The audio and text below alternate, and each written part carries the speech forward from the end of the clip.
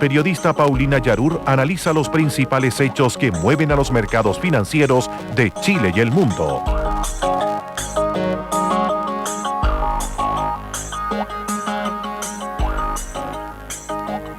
¿Cómo están? Bienvenidos, martes 15 de septiembre de este 2015. Comenzamos una nueva mirada financiera, transmitiendo hoy desde el edificio corporativo BCI, desde su piso número 15. Y hoy me acompaña Andrés Valenzuela, él es Head Selección de Activos de BCI Asset Management. ¿Cómo estás, Andrés? Bienvenido. Muy bien, gracias por la invitación. Vamos a estar analizando qué está pasando a nivel local, también qué va a pasar, ¿no es cierto?, cuáles son las expectativas del Grupo de Política Monetaria con respecto a la reunión de hoy del Banco Central. Lo comentábamos antes de partir el programa, Andrés, que hubo durante la mañana algunos rumores con respecto a que el Banco Central podría subir las tasas y por eso hizo que el dólar bajara en el día de hoy, pero parece que durante la mañana eso se esfumó un poco. Vamos a estar mirando qué sucede también en los mercados internacionales. Hay cifras de producción en Estados Unidos, también a la espera de la FED. También tenemos una visión de qué está pasando con el índice de confianza en Alemania, todo eso aquí en Mirada Financiera. Pero antes, lo que ustedes están esperando,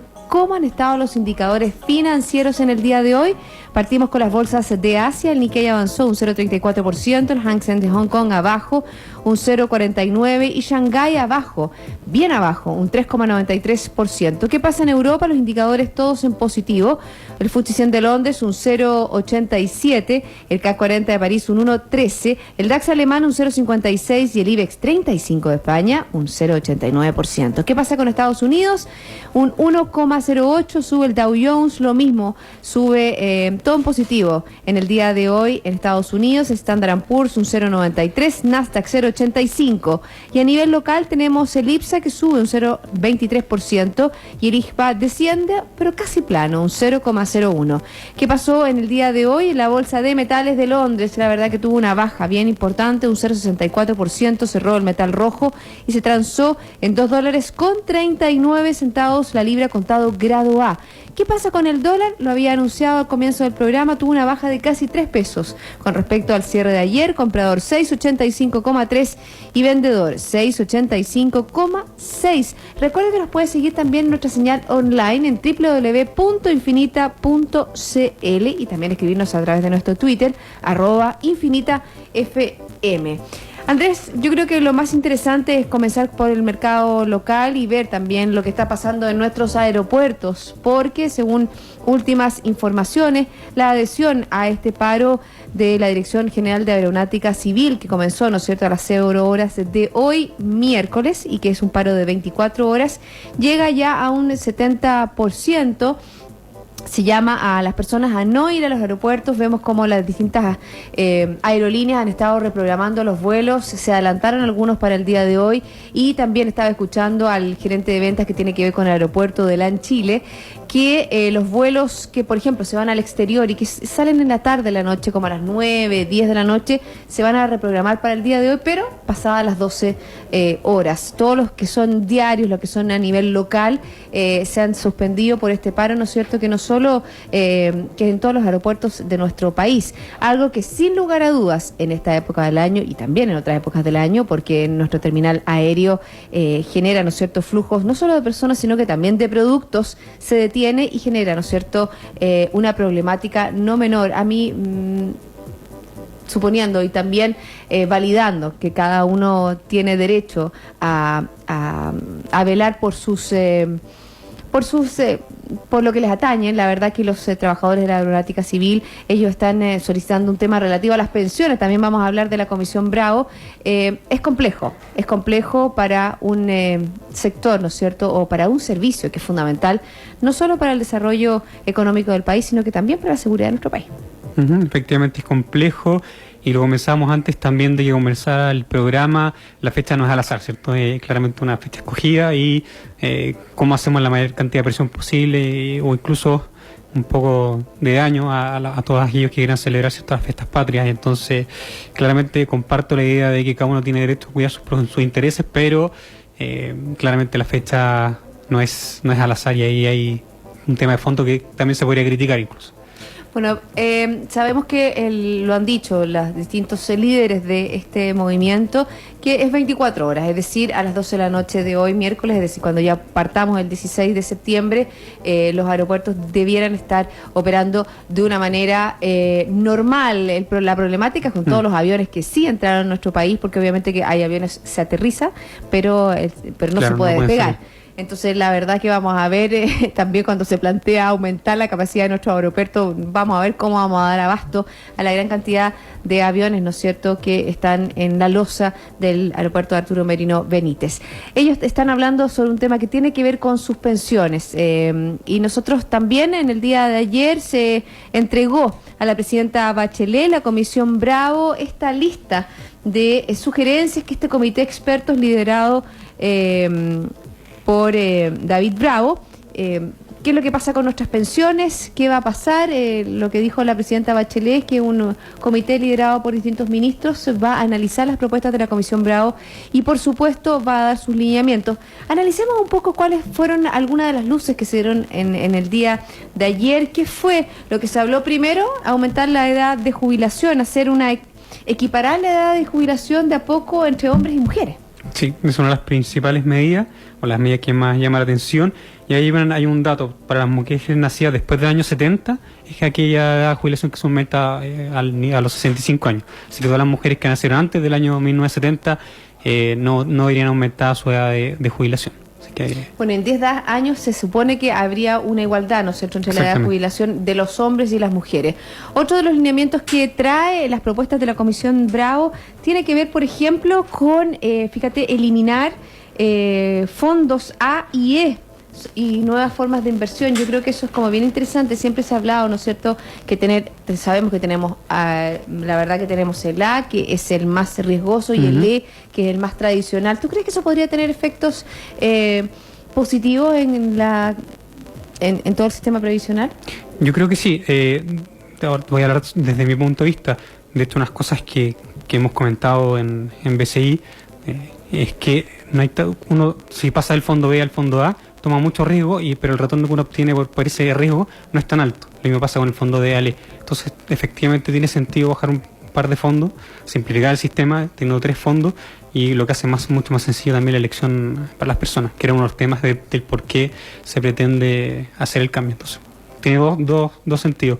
Uno, simplificar, y el otro, que efectivamente el mayor riesgo que tomo por pasar del B al A no es tan compensado por no es tanto el retorno que voy a obtener por ese mayor riesgo que estoy tomando. Y también se podría decir que acota el rango de cuando hay, por ejemplo, como Felices y Forrados, que le dice a las personas que se cambien de un fondo al otro. ¿Tú crees que elimina, ¿no es cierto?, de la cantidad de fondos que se pueden ir unos a otros? ¿Eso tendría beneficio positivo o no? Yo creo que el mayor impacto es para la administradora más que para la gente. No sé si Felices y Forrados, los movimientos de entre fondo del A y el E ha tenido en realidad un perjuicio para el retorno de lo aportante. Yo creo que ha sido más una complicación de tener que hacer traspasos constantes para la administradora. Pero yo creo que no creo que sea una consideración eso de la comisión, sino que más va por lo que dije, simplificar, y lo otro que efectivamente no se justifica tener 5 fondos cuando 3 perfectamente puede cumplir con la idea de perfilar por riesgo a las personas. ¿Y se justifica tener una AFP estatal, como lo ha planteado la Comisión Bravo, que es otra de las propuestas que hace, la creación de una AFP estatal y el fin de las comisiones a las administradoras, que es otro punto de mucha discordia? ¿Qué pasaba con las comisiones que cobraban las distintas administradoras? Que habían algunas que cobraban menos, otras que cobraban más, y por eso está la licitación para todas las personas nuevas que ingresaban al sistema. Ahora, una AFP estatal, yo creo que hay que ser bastante claro, bajo las mismas reglas de juego que todas las otras FP, no aportan nada. Tener una FP más, dado más encima que ya tenemos el modelo de licitación vigente, no tiene ningún sentido colocar una FP estatal que no necesariamente va a obtener más retorno, porque está jugando bajo las mismas reglas del juego, bajo los mismos límites de inversión. Por lo tanto, el punto más importante a largo plazo siempre es el retorno. Y lo otro, que por el lado costos, que sería el segundo factor a analizar, tampoco vas a tener un costo mucho más bajo de lo que las actuales licitaciones han logrado. Entonces, viendo las dos grandes pilares de una FP, que tiene que ser costo, y el otro gran pilar que tiene que ser retorno, la verdad es que una FP estatal no llega a mejorar ninguno de los dos.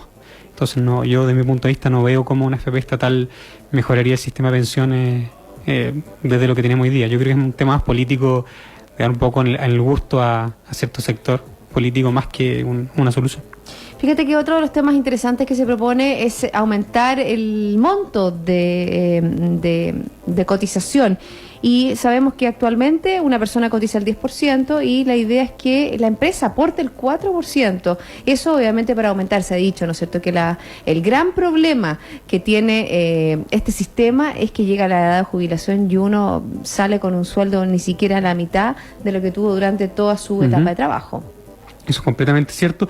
Y tiene dos puntos. Uno, que la empresa va a ayudar con la cotización, y lo otro es que también se quiere aumentar un poco el pilar solidario. Y ahí tengo un dato bastante interesante. Exactamente, ahí está, ¿no es cierto? Ampliar la cobertura del pilar solidario al menos al 80% de la población. Hablemos un poco, Andrés, ¿qué significa eso? Básicamente en Chile lo que teníamos hasta hace poco, es la capitalización individual, pero también teníamos una especie de seguridad social que para aquellas personas que no tuvieron una pensión mínima, ¿cierto?, ahí actuaba el Estado y les da una pensión solidaria. Y ahí tenía un dato interesante. Chile gasta hoy día cerca del 3,5% del PIB en este pilar solidario. Y la media de los miembros de la OECD es 9%. O sea, nosotros siempre nos gusta compararnos con la OECD, ¿cierto? Entonces, Chile, o el Estado, ¿cierto?, solidariamente aporta bastante poco con respecto a los demás miembros de la OCDE, y por lo tanto esta primera propuesta o esta idea de aumentar el gasto del Estado como porcentaje del PIB, en alguna medida, no estamos diciendo que nos acerquemos a la media de la OCDE, pero en un 0,5, 1%, creo que tiene algo de sentido. Y el otro punto importante, el que mencionabas tú, que ahora las compañías, ¿cierto?, van a tener que aportar este 4% extra a la capitalización individual. Yo creo que eso es bien interesante y si hacemos en global, sabemos que implementar estas 58 medidas propuestas por la Comisión Bravo tendría un costo de un 0,4, tú hablaste del PIB, un 0,4 del Producto Anual en pleno régimen, equivalente a unos 1.000 millones de dólares. La pregunta es, ¿no es cierto?, cuando el Estado está teniendo problemas en financiar un montón de programas que tiene que financiar, esto se eleva, ¿no es cierto?, o se pone dentro de las cuentas por cobrar, como se dice, que va a tener que financiar el Estado. Eso con respecto a la Comisión Bravo. Y antes de irnos a los mercados internacionales, un poco analizar, Andrés, qué está pasando con la economía local, específicamente a puertas de la reunión que va a tener hoy el Banco Central. Lo dijimos ayer en nuestro programa. Tenemos estos antecedentes de la reunión de política monetaria de septiembre a realizarse en el día de hoy. Muestran un escenario de mayor debilidad, ¿no es cierto?, de la actividad que se ha concretado conforme a lo planteado en el último IPOM, y también persiste una gran preocupación por la evolución creciente que ha tenido la inflación. ¿Qué es lo que se deduce de eso? Que no debieran existir sorpresas obviamente, que la declaración de la política. Es decir, si bien tenemos problemas inflacionarios, la idea del Grupo de Política Monetaria es que sigan un 3% por lo menos en esta reunión. Sí, ahora la pregunta sí es que vamos a tener, como tú dijiste en la mañana, hoy unos ciertos rumores ahí que podríamos tener una alza de tasa hoy día. Yo lo veo bastante lejano. Una de las principales razones es porque el jueves, en la reunión de la FED, donde también se va a evaluar si sube tasa o no, entonces sería bastante extraño que el Banco Central subiera primero que el Banco Central de Estados Unidos la tasa de su política monetaria. Yo creo que el Banco Central chileno va a esperar a ver qué pasa con Estados Unidos antes de comenzar a subir tasa acá. Y el segundo punto importante, el tema de inflación. Efectivamente, siempre me gusta recalcar que el único mandato que tiene el Banco Central chileno es la inflación. Entonces, con ese mandato debiera subir la tasa. Debiera, pero es muy importante ver de dónde viene la inflación, porque si la inflación es un shock de oferta, por ejemplo, viene porque está subiendo el tipo de cambio o porque una inflación que estamos teniendo importada, no necesariamente un alza en la tasa va a hacer que la inflación caiga en un mediano plazo. ¿Y en qué escenario estamos en el día de hoy? Hoy día estamos con una inflación alta. La inflación de agosto fue 0,7%. Se espera para septiembre también un 0,7%. Ya escuchamos algo en la semana que podría llegar al 1%. Recordemos que siempre la inflación en los últimos meses ha sorprendido al alza, lo que nunca no le hemos apuntado mucho en las predicciones. Pero lo que voy yo es con respecto a lo que tú estabas analizando, que obviamente que si la inflación es importada, no es importada, se debe a un shock de oferta. Ya hay una mezcla. Obviamente el tipo de cambio ayuda harto a la inflación, pero también hemos visto parte del año inflación de alimentos. Creo que el mes pasado, por ejemplo, tuvo una incidencia importante el precio de las papas, exactamente. Entonces no toda la inflación es importada, también tenemos inflación local. Obviamente el tema de la lluvia era importante para controlar la inflación, así que eso ya debería ayudarnos algo. Y lo otro importante, y por qué yo creo que el Banco Central va a esperar un poco antes de subir la tasa, es porque la inflación, o sea, las expectativas están ancladas. Y eso es súper importante. Las expectativas aún están ancladas a 2 años, cerca de 3%, y mientras eso no cambie, o mientras el Banco Central tenga confianza de que eso no va a cambiar, la verdad es que no debería estar tan apresurado para comenzar con el ciclo de alza de tasa. Debería esperar un poquito a ver qué pasa. Vamos a ver entonces a las 6 de la tarde, tenemos esta reunión del Banco Central, lo vamos a estar comentando por supuesto en nuestro programa en el día de mañana. Tú tocaste la reunión de la FED, que parte mañana miércoles, es miércoles y jueves, hay expectativas, creo que un 30% del mercado espera que comience Janet Yellen a hacer un aumento de tasas, y también en el día de hoy se conocieron datos, por ejemplo, como el gasto de los consumidores que crece en Estados Unidos, pero la producción industrial cae más de lo previsto. De esto vamos a hablar, Andrés, luego de una pausa, porque es minuto de parar aquí en Mirada Financiera. Y yo les quiero comentar que BCI Corporate and Investment Banking le ofrece soluciones en corretaje de bolsa, Miami Branch, securitizadora, banca privada, sales and trading, finanzas corporativas y asset management a través de un solo ejecutivo de relación. Quédese con nosotros, hay más Mirada Financiera.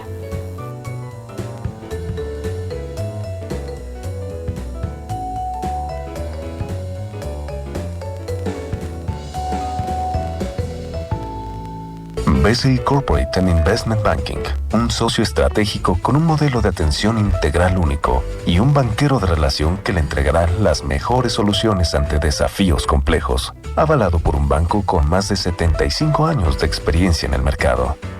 BCI Corporate and Investment Banking. Sentémonos a conversar.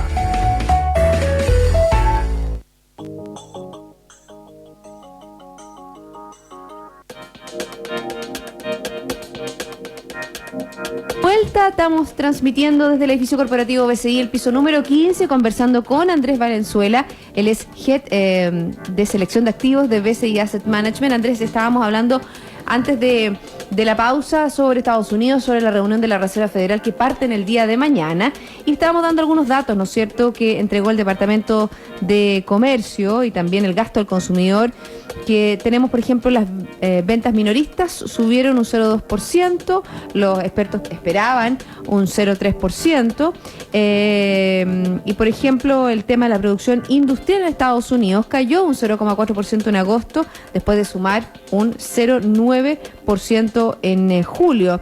Además, obviamente que fue un poco superior a la caída que tuvo un 0,2% que era esperado por el mercado. Es decir, las expectativas eran a la baja, pero fue más a la baja, un 0,4 en vez de un 0,2. Yo creo que es bien interesante ver estos datos a la perspectiva de qué es lo que va a pasar mañana con la reunión de la Reserva Federal. Sí. Ahora hay un dato que diste que el que más me gusta a mí, que es cuánto es la probabilidad implícita que tiene el mercado para la tasa en septiembre, que era el 30%. Exacto. Y es un argumento muy potente de por qué uno no debería esperar esa tasa ahora, en la reunión del miércoles y el jueves, porque significa que la Fed sorprendería el mercado, ¿cierto? Y lo que en general se habla es que la Reserva Federal no quiere dar sorpresas, quiere tener una política comunicacional clara, quiere subir tasas cuando la mayoría del mercado ya está esperando esta alza tasa, no quiere, y obviamente para evitar volatilidades extremas de los mercados, especialmente luego de que China devaluara la moneda y vimos que le pegó bastante fuerte al resto de la Exactamente, economía. porque en China todos lo hacen en sorpresa, entonces Exacto. eso es lo que genera, no sé, todos estos chocos, estos vaivenes en el mercado.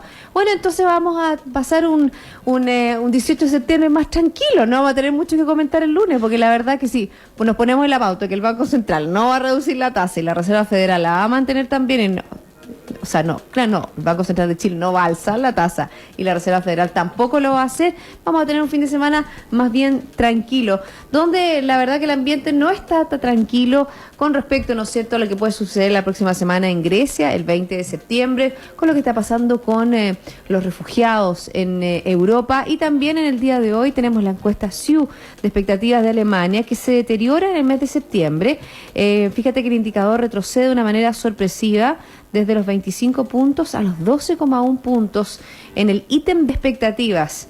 ¿Qué es lo que ven ellos? Un escenario externo adverso para las economías emergentes, y obviamente que esto se refleja en esta encuesta, porque ¿qué es lo que mide? ¿Qué es lo que muestra? Un posible deterioro en el sector exportador alemán. Yo creo que es bien interesante. También hoy día conocimos el empleo en la eurozona, que aumenta, es un buen dato, un 0,3%. El número de personas empleadas aumentó un 3% en la eurozona y un 0,2% en el conjunto de la Unión Europea. Yo creo que esas son buenas noticias. Vemos que Europa está con problemas. Tenemos, ¿no es cierto?, la mirada de ya la próxima semana lo que pueda suceder en Grecia. Tiene una presidenta interina, ¿no es cierto?, que una primera ministra interina que era la presidenta de la Corte Suprema.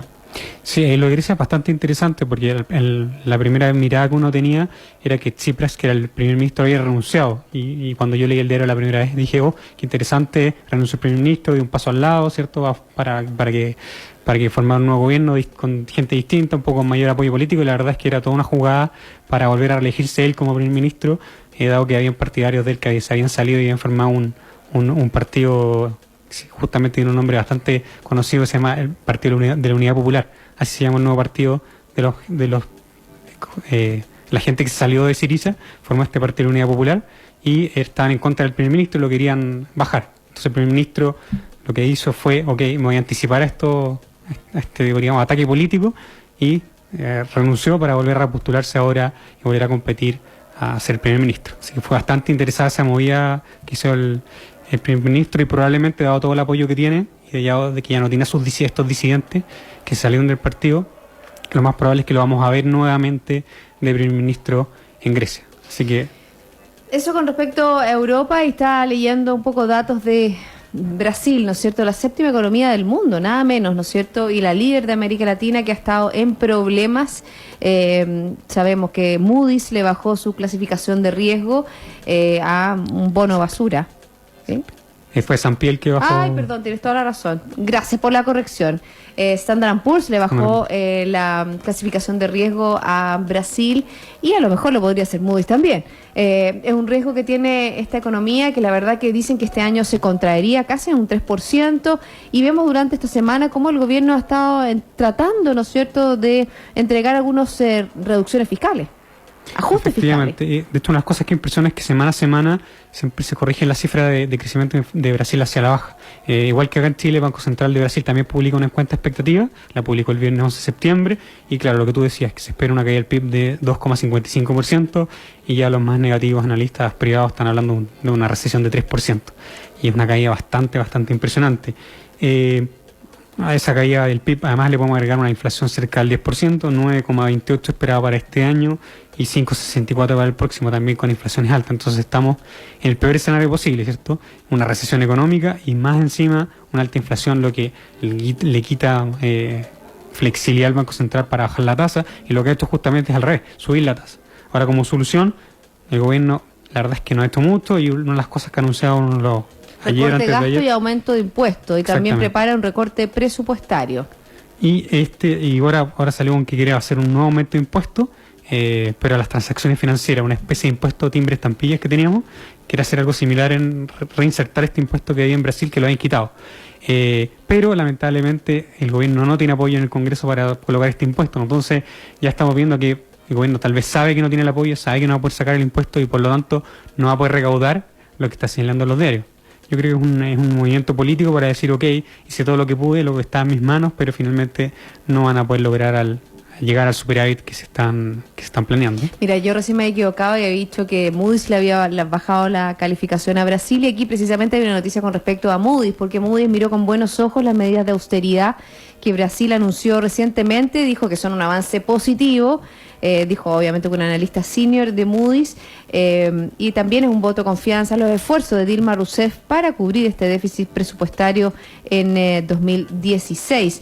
Yo creo que es muy interesante, pero es bien complejo también lo que puede pasar con Brasil, porque lo que tiene que hacer Brasil, Andrés, lo podríamos hablar un poco con más detalle, son reformas estructurales bien profundas. O sea, no tiene que ser con un recorte de gasto, voy a gastar menos, voy a subir la tasa de impuestos. Es una cosa que es a largo aliento.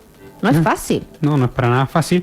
Es más, el corte en gasto lo que hace es que finalmente tú crezcas menos, y si creces menos, recaudas menos, y es un ciclo negativo. Entonces, finalmente, como mencioné, yo creo que no van a poder lograr el superávit. Tal vez lo que están buscando ahora es que Moody's no le baje la clasificación, ¿cierto? Por eso hacen todas estas medidas de urgencia, como hacemos para que no venga una segunda agencia y nos baje el rating de nuevo. Y eso hay un dato. Dice que sería caos.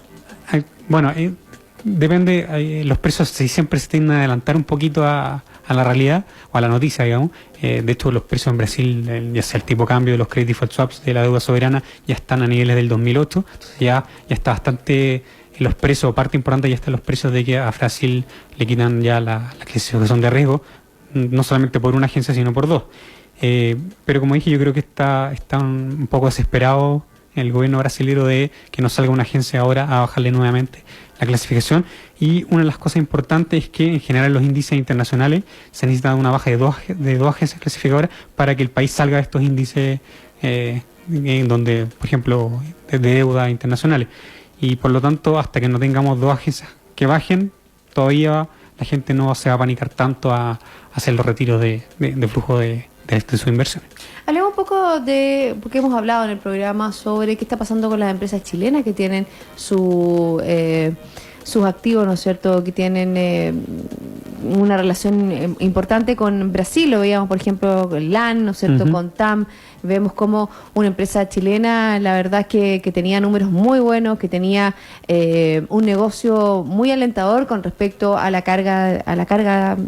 Más que nada la carga era el negocio brillante que tenía LAN.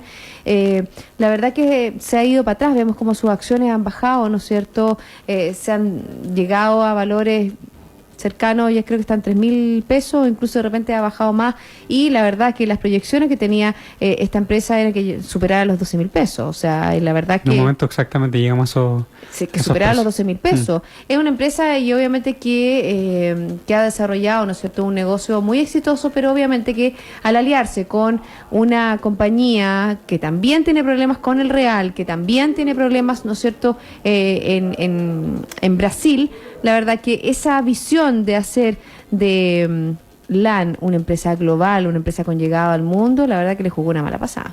Y es bastante increíble lo que pasó a LAN. Por ejemplo, uno de los argumentos de por qué LAN se fusionaba con TAM, ¿cierto?, era por la sinergia. Y hemos visto todo lo contrario, ¿cierto? No hay ninguna sinergia entre LAN y TAM, y al revés, la adquisición de TAM o la fusión con TAM, lo único que ha traído a la compañía es mayores problemas, justamente por estar en Brasil. Y ya hemos hablado todo lo mal que está pasando Brasil hoy en día, y no se ve, ¿cierto?, una salida en el corto plazo. Si uno pensara que el gobierno tiene capacidad de dar vuelta a esto, uno podría estar un poco más tranquilo, pero vemos que semana a semana, como lo comentábamos, las perspectivas de Brasil siguen empeorando, y eso es algo que no nos deja de sorprender. ¿Qué otras empresas chilenas, Andrés, están expuestas, ¿no es cierto?, a esta vulnerabilidad que está sufriendo la economía de Brasil? Bueno, ahí teníamos una empresa en Enersis, por ejemplo, Endesa Enersis también tenía algo que exposición a Brasil, Cencosud también tenía algo que exposición a Brasil, y esas son las empresas que probablemente van a ser las que más golpeadas van a estar en el corto plazo. Pero en general, si uno analiza, por ejemplo, hay un análisis de estos países, ¿no es cierto?, dice, ¿qué pasó con los BRICS? Estábamos hablando de Brasil, Rusia, India, China y Sudáfrica, ¿no es cierto?, eran las economías emergentes más importantes del mundo. ¿Y qué pasó con ellos? De los BRICS, solo India y Sudáfrica, por ejemplo, tienen pronosticado crecer en el 2015. India, obviamente, que se vislumbra, ¿no es cierto?, con ritmo de crecimiento de su producto para el 2015 y para el 2016, que podría convertirse en el nuevo gigante asiático, de acuerdo, fíjate, a datos del Banco Mundial. India está con un muy buen pie, no solamente por la reforma que está impulsando su nuevo primer ministro Narendra Modi. Además, tiene dos efectos que le pegan muy bien. Uno, la baja el petróleo, y le pega increíblemente bien a India.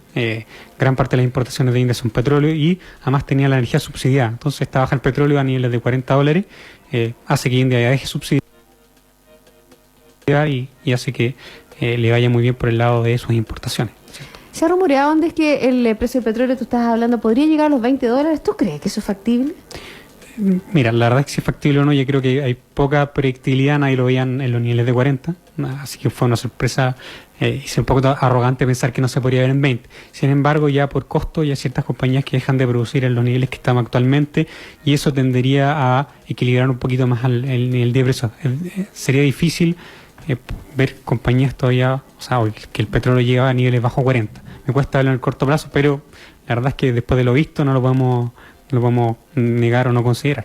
Todo es posible en el mundo financiero de hoy. Andrés, 1.000.000 de gracias por haberme acompañado en este análisis de este martes 15 de septiembre. Gracias a ustedes por la invitación. Y a todos ustedes, la invitación es a continuar en Radio Infinita. Nosotros nos reencontramos mañana a las 2 para dar una nueva mirada financiera.